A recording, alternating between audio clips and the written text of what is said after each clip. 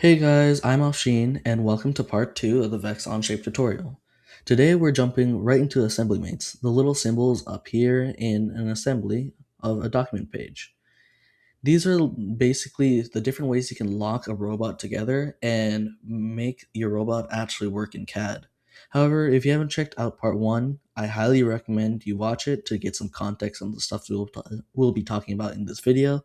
But anyways, let's jump right into it.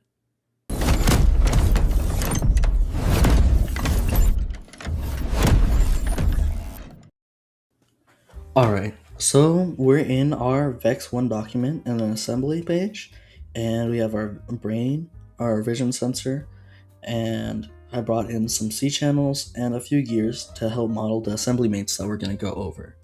So just for time's sake, we're going to be going over the first 5 mates. And to start talking about mates, we need to talk about mate connectors. So mate connectors are essentially the points in which things come together. So like for example, if I go over here and I were to click shift and select this, it would create a mate connector here. One thing to note, it is really important to remember to click shift when selecting something. Otherwise, as you can see, if I were to go try to select this spanner, it will go to the part behind it. And this it makes it really hard to try to get that center one without clicking shift. So click shift and then select. So then that creates a mate connector. And mate connectors are really nice because you can access them from really far away, but most of the time you don't really need them. And we'll see that when we go over our first mate, the Fasten mate. So over here, it says you need to select a mate connector. And to do that, you do it the exact same way that we just did before for making only the mate connector. So what we do is come here, select the center, and that's a mate connector. And then we can come over here and select the center and create another mate connector. One thing it's important to note, you don't always have to select the center. It's just general practice to select the center. So like for example, I could select this edge, and as long as I line it up so it's the same on the other side, it will work just fine. But anyways, from there, say we wanted this C channel to actually be within the other C channel. So we didn't want to connect them together, instead we wanted to put one inside the other. So what we can do then is we can use the flip this arrow on either one of these. So clicking this arrow, as you can see, it flipped it on itself so that these are directly within each other. But say, as you can see now, it's a little circle. So say we wanted them to both face the same direction. To do that, we can click the reorient secondary axis, or this little turn signal, and that'll just turn it by 90 degrees every single time you click it.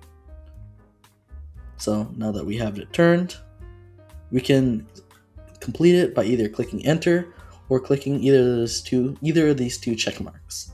So if I were to click, for example, this check mark, it will open up another one. But if I were to say create another mate, create another Fasten mate, and if I were to click enter or this check mark, then it will automatically cancel it out.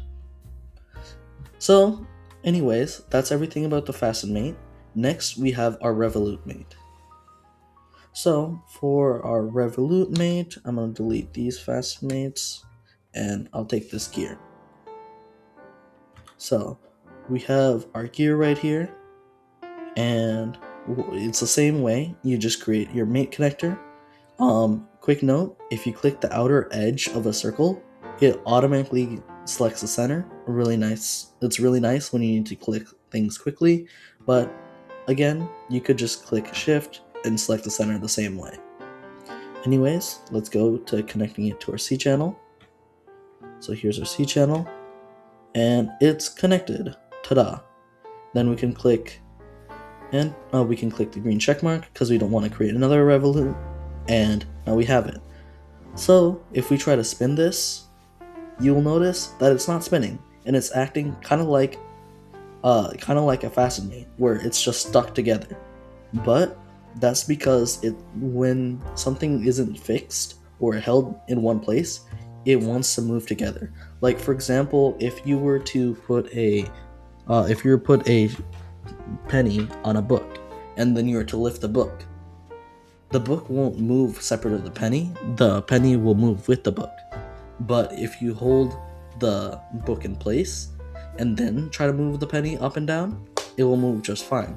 So we can do that in CAD by using a tool called Fix. So we can fix this C channel to keep it in the same place, and then we can spin the gear. It's also good to note that you can do it the other way, where you can right click and fix the gear, and now you can spin the C channel. But anyways, that's everything about the Revolute mate. Let's go to the next mate. So for the next mate, we have the slider mate. And the slider mate is exactly what it looks like. It just lets things slide. So if we were to create one mate here, and one mate here again, and we were to fix this, because if we were not, they would just move together. So fix it. Now we can see that this is able to go back and forth in any way, but since it's a slider mate, it's not able to rotate at all. So that's really nice in that fact. Okay, on to the next mate, the planar mate. The planar mate is a really cool mate because it lets you kind of just be undecided. Like for example, say we know we wanted our brain to be on the C channel, but we don't know what hole yet. So we can say, oh, let's connect our brain to the C channel. And essentially what it does is it connects sides. So it's like putting one sheet of paper against another sheet of paper, and you can move the brain or the C channel in any way as if it was just sliding on each other. So that means I can move it up, down, left, right, but also I can spin it.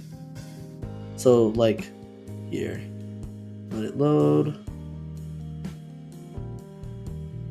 Yeah. So if I turn this 90 degrees, now it's spun. And this is, like I said before, it's really nice if you don't know where you want it to be, and you can move it around and say, oh, it's not fitting here, or oh, it's not fitting here. So then we have to rotate it and make it fit on whatever hole is. And then when you're done and you know where you want it to be, then you can swap to a Fasten mate and delete this, use a Fasten mate, select the circle, select the C channel, like say I wanted to attach it to this hole. And mind you, I'm able to phase through the brain by clicking shift because I hovered over the C channel, I click shift, and say I want to select this hole. Now it'll automatically fix to that hole and the brain is attached. Okay. Other than that, that is everything for your basic mates that you need to worry about. Quick note, you can access all of these mates right here. So they're really nice and easy to use, and you get this little access page by clicking S. Keep in mind though that you can change these as you want, so you could go up into your account settings and you can change the hotkey, you can change what's here, so you can use whatever you want.